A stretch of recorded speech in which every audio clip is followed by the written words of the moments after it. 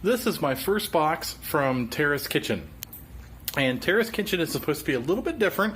They ship their items in a reusable cooler, and you basically get the box.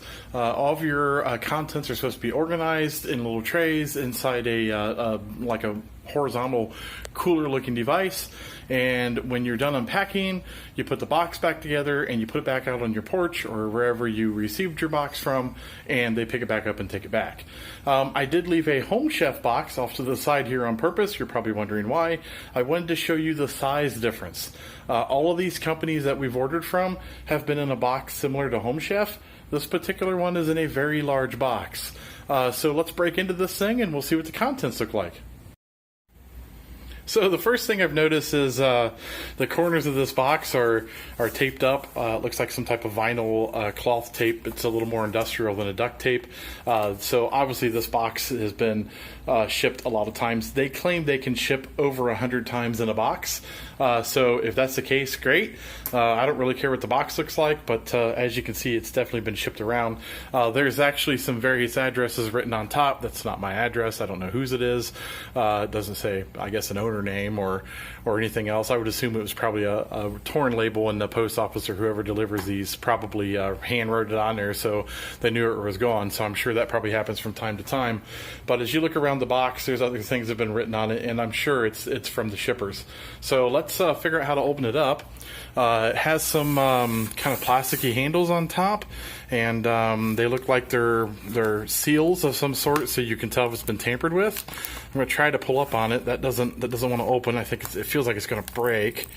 So let's see if we can tear the tag off. There we go. And then the handle opens up. So we'll do the same thing over here. It's a tape, but it's almost a fabric tape. It was actually kind of hard to tear. There we go. So then it'll open up, and you can tell the box is so big I don't even have a lot of room. Oh, the inside's quite surprising. I didn't expect this. It's a heavy corrugated plastic. It's a little thicker than what you would see on like a yard sign. It's got a lot of sturdiness to it, but I see a hard plastic lid inside. So let's get this open. And we'll pull this lid off. Ah, there we go. So I'm going to tilt this thing on its side so we can get into it a little better, and then we'll take a look at the contents. So on the bottom side of that lid was a little packet of information, and in it we have a welcome to Terra's Kitchen brochure. It basically gives the history behind it, and when you open it up, it just kind of has some instructions and a checklist. We'll just pass that to the side. There are 3 menus that we ordered, and so these are actually kind of nice. These are on a cardstock. The other companies are glossy, but they're not nearly on a nice hard piece of paper like this is. So here's a Swedish meatballs. On the back side, we'll take a look and see how the instructions are. They look pretty much just like any other company. Your typical instructions. They look pretty easy to follow as well. Next menu is a salmon dish. Looks pretty good. And now we have a chicken dish on rice. That looks pretty good. Then we're going to pan down and take a look at the opening of this container. And I could pull these out. Yeah, they pull out like drawers. And you can see there's ice packs in them. The ice has kind of melted, but there's still some ice in there. So it's not melted completely, but a little bit. It is very cold. And I think what I'm going to do is pull these trays out and lay them on a table so we can take a better look at them. So I've laid the contents out across the counter, each tray, so we can take a better look and see how they were packed and see what's inside and see how good the produce and meats are. And the first tray was empty, except for it had these ice packs in it. I do think it's kind of neat how the ice packs have like Lego feet on them, and they just pop down in these trays and they don't move around because of that. Each tray was stacked very tightly on top of each other, so nothing was going to move around in the shipment. Even the packages, if you look at the bottom of them, I'll find one here, these are shallow packages, but the big packages have Lego feet on them as well. So they don't slide around. And then if you go to the longer packages, there's some meats in here. They also have like a Lego feet on them.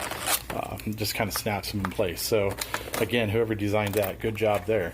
One thing that I just kind of noticed is each one of these items has a number. So this has a number 200. This one has a number 224. And I have a sneaky suspicion that matches up with the menu items, so you know which contents go with which menu. So let's grab a menu. There we go. There's a 200 on this one. So that means any of these items that have a 200 on them belong to this particular menu. So at least you can sort them. Some of the other companies put them in bags. Some of them put them in individual boxes. In this case, they put them all in the trays and just number them, which is fine. At least you know what item goes to what dish. As far as the contents go, I do notice some things that are a little bit different. This is asparagus pieces over here. They're already cut up. And I remember reading that is this company kind of bragged that they do the prep work for you. So you'll save a little bit of time there. You don't have to cut them up yourself. That's very nice.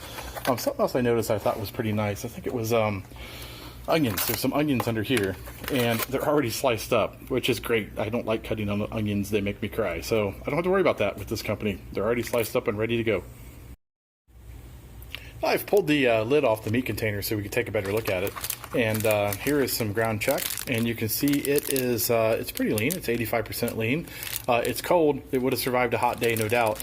It's in its own package inside this sealed bag, and it looks pretty good. Doesn't look bad at all. Looks like what I would expect for 85% lean ground chuck, so that's good.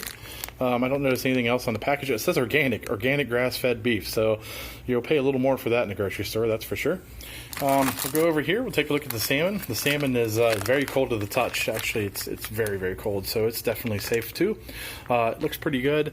My camera doesn't pick up color really well, but that is a very nice pink. It looks a little more yellowy on my screen, but it is not. It's a nice pink salmon, and it feels nice and cold. It's pretty good. And then this one was labeled chicken tenders. Doesn't really look like chicken tenders, but I assume they're cut up. If they're not, obviously we'll have to cut them up ourselves, but they feel nice too, nice and cold. The condiments and stuff come with it, which is nice. Not everybody has mustard and mayonnaise and things like that in their cupboard, but it does come with some condiments. And everything looks good. I mean, even the the scallions here, they look nice. There's nothing brown in them. Everything looks extremely fresh. I think this company's doing a good job. We'll have to cook them up and see how well they taste, but honestly, I expect everything to taste fine. The contents look good. Everything looks safe. Now we got to figure out how we ship this box back, so we'll figure that out here in a second. I also want to make mention that there are even ice trays on the bottom and the top. So they have really taken a lot of precautionary and engineering and design work to make sure that your produce and meat gets to you cold. I'm really surprised at how well the engineers did with this particular box. I know it seems kind of silly, but the tray slid right in. The ice packs seem to have their own place to fit. They fit in the Lego holes, and then there's the thin ice packs on the top and bottom. The whole box is reusable, so if you want to be green, you're not making a lot of trash. And then even in the doors, I mean, they got these nice plastic handles, but if you notice, it takes a lot of effort because there's a metal plate across the bottom of here, and then on the handles is a magnet inside the handle, so it even holds the doors of the box open so you can get your contents out. That's kind of nice. Apparently, what you do is you close it back up, and it looks pretty straightforward. Well, we got to put the lid on first, of course. That's something else that I wanted to make mention is the lid has magnets that correspond to these little studs, so it also kind of snaps on too. So let's put the lid on, and we'll figure out how to close the box up. The box is, again, pretty well designed and straightforward. You just close it and snap it shut. They kind of buckle, and then you're good. And then they say you peel the tag off, and there's a tag underneath it, and you put it on your porch. And sure enough, there is. That's all there is to it. We'll peel this off, we'll put it on the front porch, and tomorrow somebody will magically make this box disappear. And maybe next week we'll do it again.